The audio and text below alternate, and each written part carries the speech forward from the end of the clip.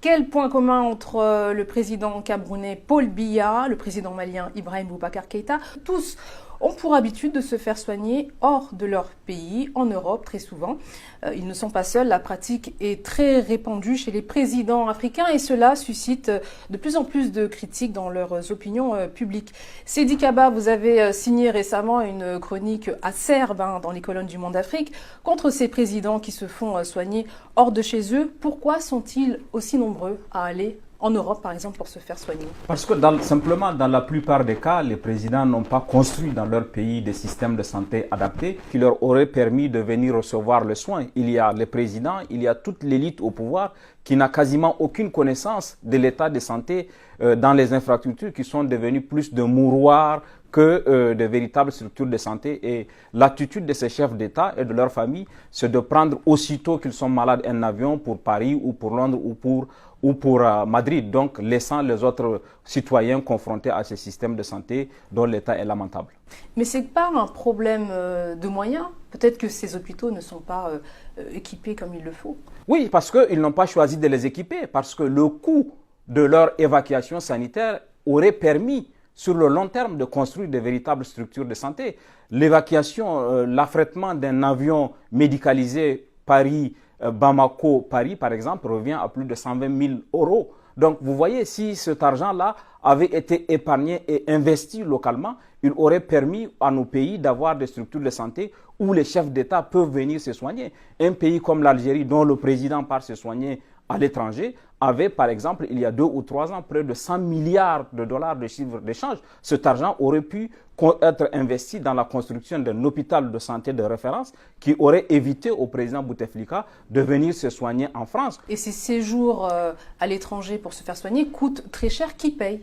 C'est le trésor public. C'est justement, on ne peut pas expliquer aux citoyens à Abidjan, à Ouaga ou à Dakar que dans les urgences des hôpitaux, il n'y a pas le minimum pour prendre en charge les patients et dans le même temps prélever des sommes importantes. Une longue hospitalisation à l'hôpital américain de Neuilly à région parisienne peut revenir jusqu'à 300 000 euros, l'équivalent de 200 millions de francs. Donc c'est des sommes énormes qui sont prélevées sur l'argent, sur le trésor public, sur les maigres ressources et qui auraient été plus utiles dans la construction des structures de santé qui auraient permis au président de se soigner sur place et de permettre à leurs concitoyens d'accéder à des soins essentiels. Comment réagissent les opinions publiques face à ces voyages extrêmement coûteux et aussi au fait que, effectivement, vous en parliez, il y a des citoyens qui meurent à l'entrée de maternité, par exemple, à Douala, pour le cas de cette jeune femme.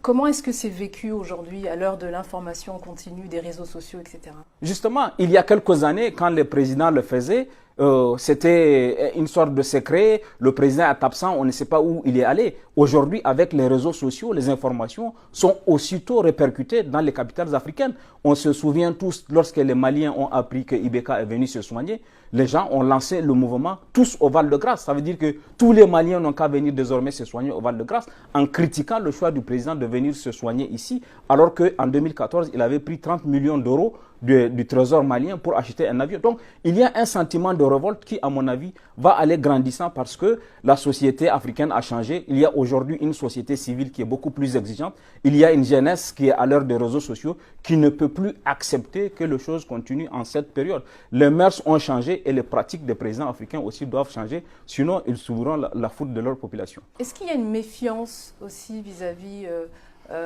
du système de santé, enfin des médecins locaux? Oui, il y a un préjugé, y compris de la part des chefs d'État, qui pensent que le secret va être moins préservé si à Niamey ou à Abidjan ou à Dakar, on connaît la maladie dont souffre le chef de l'État. C'est tout à fait le contraire. À mon avis, lorsqu'il va se soigner à l'étranger aussi, les gens savent de quelle maladie il souffre, sans compter la dimension spéculation. Il y a une spéculation. Aujourd'hui, on dit il y a toujours une rumeur disant que est-ce que Bouteflika est décédé, est-ce qu'il est malade? S'il était dans son pays, les gens auraient peut-être plus d'informations, seraient plus fixés. Donc il y a ce côté préjugé, il y a ce côté manque de confiance en soi, manque de confiance dans les infrastructures de son pays. À mon avis, il appartient au président de donner l'exemple de la confiance dans les structures de son pays pour que les autres citoyens suivent. Merci Sidi Kaba. Retrouvez en ligne d'autres articles sur ce sujet. À bientôt.